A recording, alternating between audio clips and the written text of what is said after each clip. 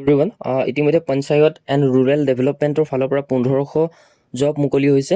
আৰু ইয়াতে আপোনালোকৰ মই নটিফিকেশ্যনটো ইয়াতে ডাউনলোড কৰি আপোনালোকক সকলোখিনি প্ৰচেছ দেখুৱাই দিম আৰু ইয়াতে গ্ৰেজুৱেট প্লাছ কম্পিউটাৰ চাৰ্টিফিকেট যিসকলৰ আছে তেওঁলোকে ইয়াতে এপ্লাই কৰিব পাৰিব কাৰণ বহুত বেছি পোষ্ট তেওঁলোকৰ কাৰণেই দিছে যিসকল গ্ৰেজুৱেট আৰু লগতে কম্পিউটাৰ চাৰ্টিফিকেট আছে সেইকাৰণে মই আগতীয়াকৈ ভিডিঅ'টো কৈ দিছোঁ কোৱালিফিকেশ্যনটো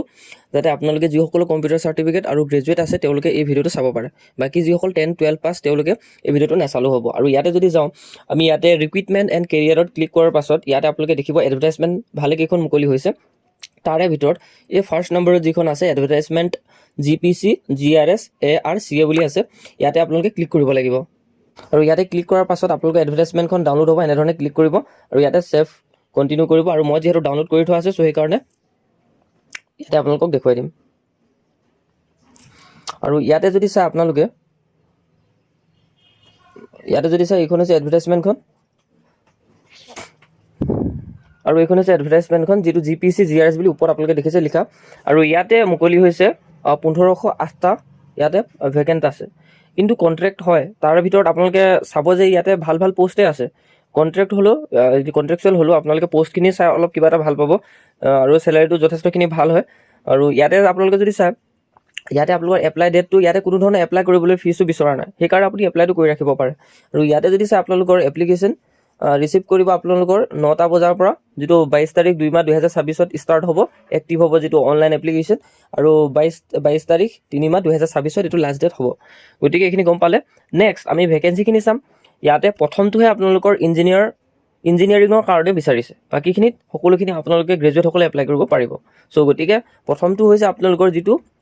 এক্ৰেডিট ইঞ্জিনিয়াৰ ইয়াতে আপোনালোকৰ মন্থলি ৰেমুনাৰেশ্যন হ'ব 18,000 আৰু লগতে ডিপ্ল'মা লাগিব এইটো চিভিল ইঞ্জিনিয়াৰিং আৰু লগতে ডিপ্ল'মা লাগিব কম্পিউটাৰ এপ্লিকেশ্যনত তেওঁলোকে ইয়াতে এপ্লাই কৰিব পাৰিব নেক্সট যদি চোৱা যায় দ্বিতীয়টো হৈছে যিটো আপোনালোকৰ ইয়াতে গ্ৰাম ৰোজগাৰ সহায়কৰ কাৰণে গ্ৰেজুৱেট লাগিব any discipline from any recognise university institution with minimum 50% marks অৰ্থাৎ আপুনি আৰ্টছে হওক বা ছায়েন্সে হওক বা কমাৰ্চে হওক আপোনালোকে ইয়াতে এপ্লাই কৰিব পাৰিব মুঠতে আপোনালোকৰ গ্ৰেজুৱেট হ'ব লাগিব আৰু বয়সটো 18 পৰা 40 বছৰ বয়সলৈকে বুলি উল্লেখ কৰিছে পোষ্টটো বহুত বেছি আছে 464টা আছে আৰু ইয়াৰ বাবে আপোনালোকৰ 50%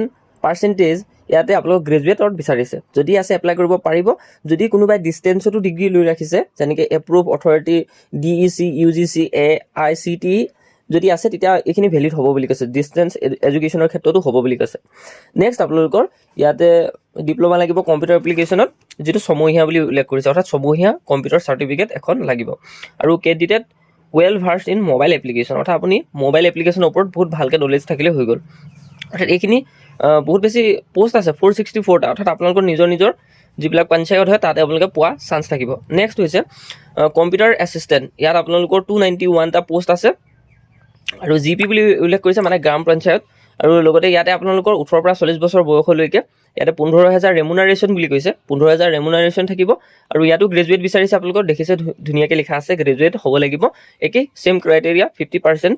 ইয়াতো মাৰ্কছ লাগিব গ্ৰেজুৱেটত আৰু লগতে ডিষ্টেঞ্চ এডুকেশ্যন ডিগ্ৰী থাকিলে এপ্ৰুভ হ'ব যদিহে DEC UGC আৰু AICTE ৰিকগনাইজড হ'লে মানে আৰু ইয়াতে আপোনালোকৰ ইয়াতে উল্লেখ কৰিছে ডিপ্ল'মা কম্পিউটাৰ এপ্লিকেশ্যন লাগিব ছমহীয়া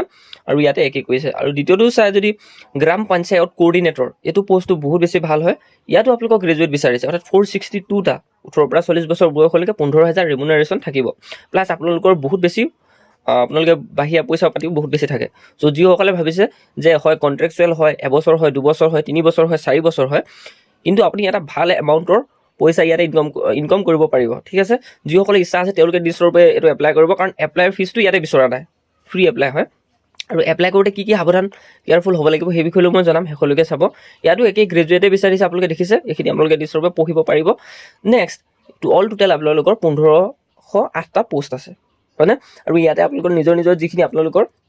পঞ্চায়ত আছে তাতে কিন্তু পাই যাব সেইকাৰণে বহুত বেছি ভাল হয় যদি আপোনালোকৰ পঞ্চায়তবিলাক ওচৰতে থাকে সেইকাৰণে আপোনালোকৰ কাৰণে এইটো এটা সুযোগ হয় আৰু ইয়াতে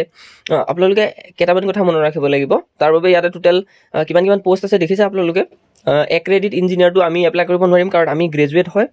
কম্পিউটাৰ চাৰ্টিফিকেট আছে আমাৰ ইঞ্জিনিয়াৰিং কোনো ধৰণৰ ডিগ্ৰী নাই চ' সেইকাৰণে যিসকল কেণ্ডিডেটে নাই তেওঁলোকে এই 291টা পোষ্টৰ কাৰণে নোৱাৰে এপ্লাই কৰিবলৈ বাকী কম্পিউটাৰ এছিষ্টেণ্ট 291টা পোষ্টত এপ্লাই কৰিব পাৰিব গ্ৰাম ৰোজগাৰ সহায়কতো এপ্লাই কৰিব পাৰিব 464টা আছে আৰু যদি কেটেগৰী ৱাইজ ডিষ্ট্ৰিবিউশ্যন চাই বহুত ধুনীয়াকৈ ডিষ্ট্ৰিবিউট কৰি ৰাখিছে। নেক্সট যদি চাই গ্ৰাম পঞ্চায়ত কোঅৰ্ডিনেটৰ, ইয়াত 462টা আছে। অল টোটেল আপোনালোকে দেখিছে বহুত ধুনীয়া পোষ্ট আছে। এপ্লাই যদি কৰিব মন আছে কৰিব, কাৰণ ইয়াতে কিন্তু বহুত ধুনীয়া দৰমহা এটা আছে। লগতে দেখিছে এইখিনি এলিজিবিলিটি ক্ৰাইটেৰিয়াখিনি, candidate must be Indian citizen, আৰু relaxation in maximum age SC ST কাৰণে 5 বছৰ, OBC কাৰণে 3 বছৰ, PH কেণ্ডিডেটৰ কাৰণে 10 বছৰ। আৰু ইয়াতে আপোনালোকক উল্লেখ কৰি দিছে কেনেকৈ এপ্লাই কৰিব। তাৰ বাবে মই এপ্লাই লিংকটো ডেছক্ৰিপশ্যনত দিম, যিটো www.ruralassam.gov.in, আৰু ইয়াতে কেনেধৰণে এপ্লাই কৰিব লাগিব সেইটো কথা মনত ৰাখিব লাগিব। আৰু এপ্লাই কৰোঁতে আপোনালোকৰ ফটো কোৱালিটিটো ঠিক হ'ব লাগিব, আৰু লগতে ইয়াত এটা ডেট দিছে, সেই ডেটটোৰ ভিতৰতে ফটোটো মৰা হ'ব লাগিব, যিটো আপোনালোকে উল্লেখ কৰিছে photograph must have been taken after 1 জানুৱাৰী 2026, ইয়াতে উল্লেখ কৰি দিছে। আৰু বাকী যদি চাই ইয়াতে আপোনালোকৰ যি আপোনালোকৰ চাৰ্টিফিকেট হয় সেইখিনি দিব লাগিব, ছিগনেচাৰ দিব লাগিব, ডকুমেণ্ট আপলোড কৰিব লাগিব, আৰু এক্সামো হ'ব ইয়াত। চ' সেইকাৰণে আপোনালোকে সকলোখিনি চাব, এক্সামত কি আহিব কি নাহে মই সেইখিনিও উল্লেখ কৰি দিছোঁ। আৰু ডেটটো আপোনালোকৰ ইয়াতে বাৰ্থ চাৰ্টিফিকেট, আপোনালোকৰ যিটো জন্ম প্ৰমাণপত্ৰ হয় সেইটো মেট্ৰিকৰ এডমিট কাৰ্ডৰ ওপৰতো ভিত্তি হ'ব, যেনে প্ৰুফ হিচাপে এজটো, আৰু ID proof, PAN card, voter, Aadhaar বা ড্ৰাইভিং লাইচেঞ্চ, ইয়াৰ যিকোনো এটা হ'লেও হ'ব। বাকী এইখিনি গম পাইছে এপ্লাই ক্ষেত্ৰত একেই হয়, মই এইখিনি আলোচনা নকৰোঁ। মেইন কথাটো হ'ল এক্সামত কি আহিব সেইটো বহুত বেছি ইম্পৰ্টেণ্ট হয়। আৰু ইয়াতে দেখিছে এক্সামটো কিন্তু বহুত সোনকালে হ'ব। আৰু ইয়াতে মোড অফ চিলেকশ্যন হ'ব আপোনালোকৰ যিসকলে, ইয়াতে উল্লেখ কৰিছে the candidate whose applications are accepted will be required to appear in a written examination which shall will be conducted in the various selected center in the state। অৰ্থাৎ আপোনালোকৰ আমাৰ যিখন অসম হয় ইয়াতে বিভিন্ন ধৰণৰ ডিষ্ট্ৰিক্টতে কিন্তু এক্সামটো কণ্ডাক্ট কৰিব বুলি কৈছে, গতিকে আপোনালোকৰ নিজৰ ডিষ্ট্ৰিক্টতে হ'ব। ঠিক আছে। The commission PNRD will intimate the name of center in the admission certificate of the written examination। অৰ্থাৎ আমাৰ এডমিট কাৰ্ডখনতে উল্লেখ ৰাখিবই যে কোন এক্সাম চেণ্টাৰটো হ'ব, আৰু পেপাৰ 1 কাৰ কাৰণে হ'ব আৰু পেপাৰ 2 কাৰ কাৰণে হ'ব সেইটো চাব লাগে। There will be 2 written examination, paper 1 for the post of গাঁও পঞ্চায়ত কোঅৰ্ডিনেটৰ, কম্পিউটাৰ এছিষ্টেণ্ট, গ্ৰাম ৰোজগাৰ সহায়ক। অৰ্থাৎ পেপাৰ 1 কোনে দিব লাগিব, GPC অৰ্থাৎ গাঁও পঞ্চায়ত কোঅৰ্ডিনেটৰসকলে পেপাৰ 1 এখন পেপাৰ দিলে পাছ কৰিব, কম্পিউটাৰ এছিষ্টেণ্টসকলেও পেপাৰ এখনেই দিব লাগিব, গ্ৰাম ৰোজগাৰ সহায়কসকলেও পেপাৰ এখনেই এটেম্প কৰিব লাগিব। বাকী পেপাৰ 1 আৰু পেপাৰ 2 কোনে এটেম্প কৰিব লাগিব, এক্ৰেডিট ইঞ্জিনিয়াৰ, অৰ্থাৎ যিসকলৰ ইঞ্জিনিয়াৰ ডিগ্ৰী আছিলে তেওঁলোকে ইয়াতে পেপাৰ 2 দিব লাগিব, পেপাৰ 1 এণ্ড পেপাৰ 2। গম পালে এইখিনি কথা। আৰু নেক্সট হ'ব আপোনালোকৰ ইয়াতে 75 ৰিটেন টেষ্ট হ'ব, কমপ্লিটলি OMR বেষ্টৰ হ'ব। যদি আপুনি প্ৰিপেৰেশ্যন কৰি আছে ইয়াৰ কাৰণে এক্সট্ৰাকৈ পঢ়িব নালাগে, বাকী বেলেগ এক্সামৰ কাৰণে প্ৰিপেৰেশ্যন কৰি থাকিলে এক্সামটোৰ কাৰণে হৈ যাব। আৰু ইয়াতে যদি চাই 75 নম্বৰ আপোনালোকৰ এক্সাম হ'ব, আৰু লগতে ইয়াতে 75টা কুৱেশ্যন থাকিব, পাৰ কুৱেশ্যন 1 মাৰ্কে থাকিব, আৰু ইয়াতে নিগেটিভ মাৰ্ক আপোনালোকৰ থাকিব 0.25। আৰু ইয়াতে উল্লেখ কৰি দিছে ইয়াৰ ওপৰত ভিত্তি কৰি যদি চাই ইয়াৰ ওপৰত আপোনালোকৰ ডমেইন নলেজৰ ওপৰত আহিব কুৱেশ্যন, কম্পিউটাৰ প্ৰফেচিয়েঞ্চিৰ ওপৰত আহিব, অৰ্থাৎ কম্পিউটাৰটো আমি পঢ়িলে হৈ গ'ল। নেক্সট লজিকেল ৰিজনিঙৰ ওপৰত আহিব, এপ্টিটিউড আৰু কম্প্ৰিহেনশ্যন, আৰু লগতে 4 নম্বৰতে হৈছে history and culture Assam and India, আৰু জেনেৰেল নলেজ। এইকেইটাৰ ওপৰতে আমাৰ এক্সামটো অনুষ্ঠিত হ'ব। ঠিক আছে। আৰু লগতে ইয়াতে সকলোখিনি উল্লেখ কৰি দিছে। নেক্সট হ'ব আপোনালোকৰ এক্সামটো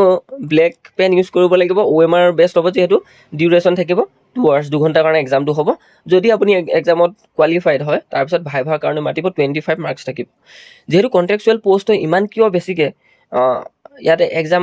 ভাইভা পাতিছে, কিয় পাতিছে, এইটো বহুত বেছি কথা আছে, আপোনালোকে এপ্লাই কৰক, সেইকাৰণে বহুত ভাল পষ্ট হয়। আৰু লগতে ইয়াত যদি এবাৰ আপোনালোকে পাছ কৰিব পাৰে বহুতখিনি কিন্তু আপোনালোকে অপৰচুনিটি নিজকে লাভ কৰিব পাৰিব, সেইটোৱে কথা। চ' যিসকলে ভাবিছে যে এপ্লাই কৰিম বুলি, এপ্লাই ফিজো বিচৰা নাই, বহুত বেছি ভাল কথা, গতিকে ইয়াতে এপ্লাই কৰক, বহুত বেছি কিন্তু ইয়াতে সুবিধা পাব আপোনালোকে। মই ইমানখিনিয়ে কথা ক'লোঁ। আৰু লগতে ডকুমেণ্ট ভেৰিফিকেশ্যনৰ কাৰণে ইয়াতে সকলোখিনি উল্লেখ কৰি দিছে, যেতিয়া আপুনি পাছ কৰিব তেতিয়া ডকুমেণ্ট ভেৰিফিকেশ্যনৰ কথা আলোচনা কৰিম। এইবিলাক ডকুমেণ্ট ভেৰিফিকেশ্যনৰ কাৰণে আপোনালোকৰ যিবিলাক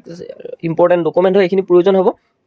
চ' ইমানেই আছিলে ভিডিঅ'টো, বেছি দীঘল নকৰোঁ। আৰু চেনেলটো যদি ভাল পাইছে আৰু ইনফৰমেশ্যন যদি আৰু কিবা জানিব বিচাৰিছে নিশ্চয়ৰূপে কমেণ্ট ছেকশ্যনত জনাব। ভইচটো অলপ বেয়া হৈ আছে, কমপ্লিট ভইচ উলিয়াব পৰা নাই। চ' ইমানতে ভিডিঅ'টো সমাপ্ত কৰিছোঁ।